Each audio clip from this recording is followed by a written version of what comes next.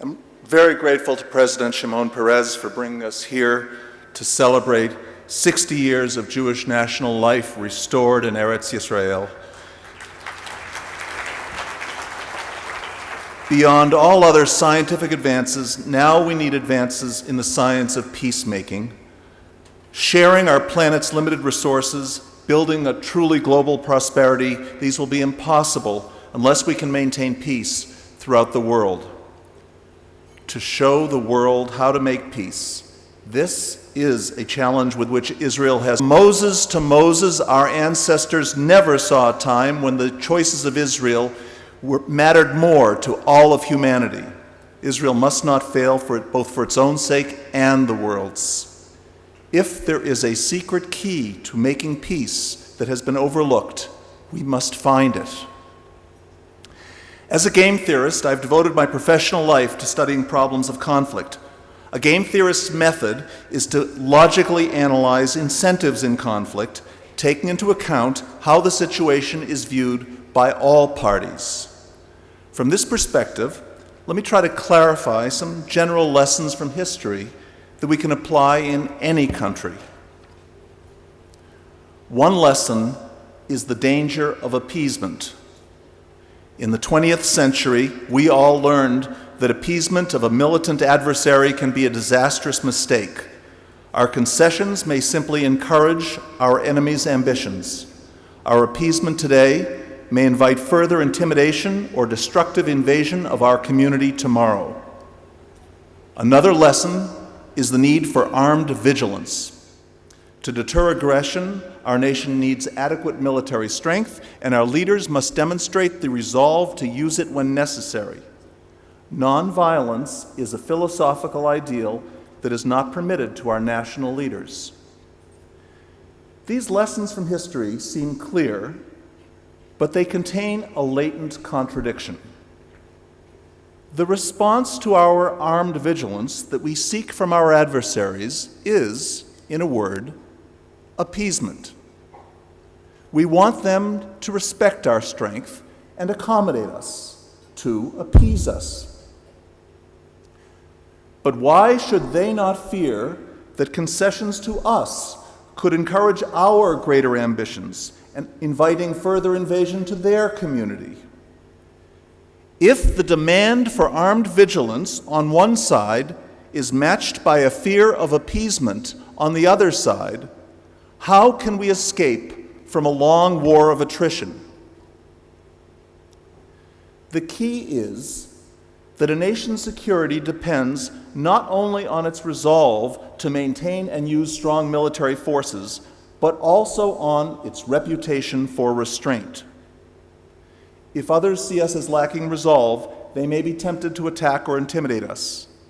But if we lose our reputation for restraint, they may fear to make peace with us. So an effective deterrent strategy must combine both a threat to retaliate against aggression and a promise to reciprocate in cooperation. Our forceful resolve makes our threats credible, but our restraint is equally essential for the credibility of our promises. If our neighbors believed only our resolve but not our restraint, they would fear to appease us, and for protection against us, they would seek stronger militant leaders. So a military action that we intend as retaliation against aggression may instead provoke our adversaries to greater militancy unless we credibly communicate the limited scope and precise preconditions of our action. Deterrence is a process of strategic communication with our adversaries. Both sides must try to find some shared view of justice in this process so that one side's act of deterrent retaliation should not be misinterpreted by the other side as new provocations requiring further military response.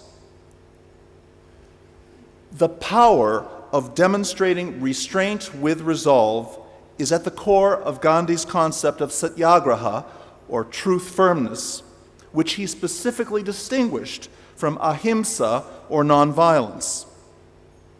Whether our punitive actions are nonviolent or violent, they are more likely to positively influence our adversary if we consistently match them with credible, costly, and explicit signals that show that we're ready to restrain our ambitions in an agreement where all sides can find justice.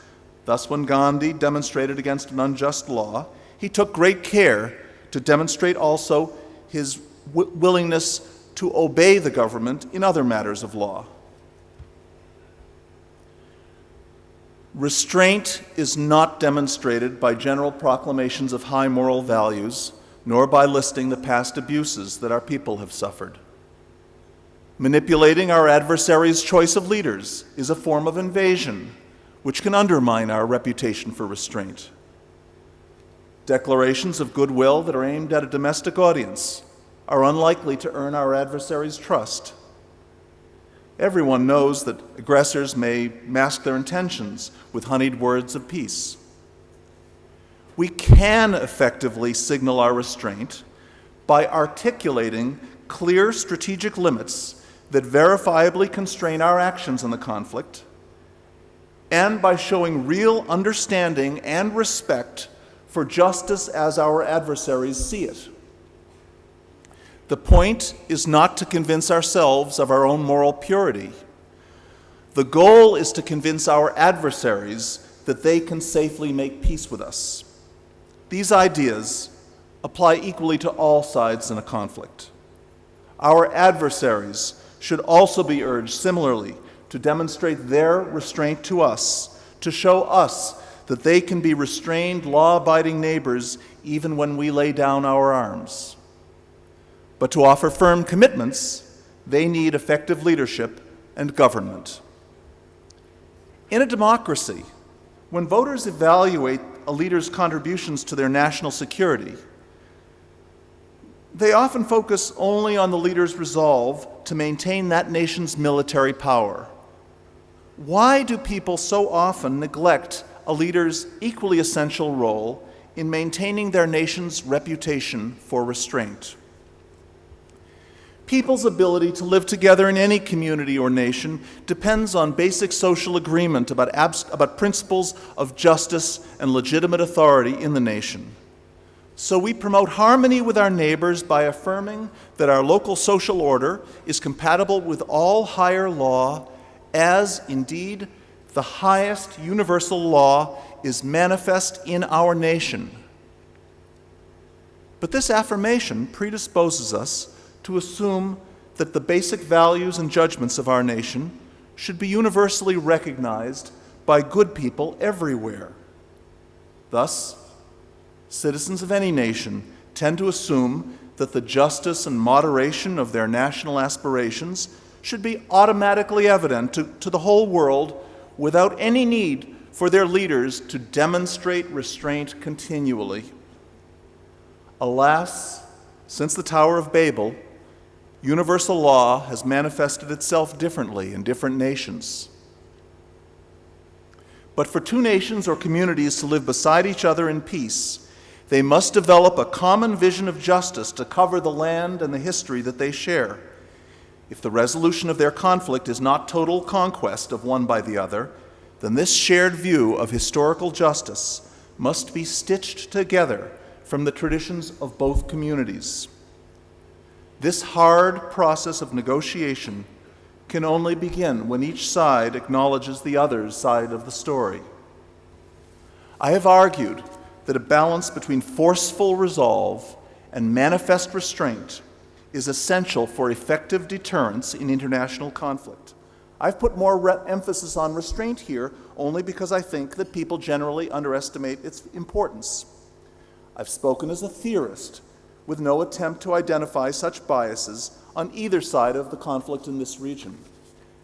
But please, let me just say a few words about my own nation, because the importance of restraint is greatest for the world's most powerful nation.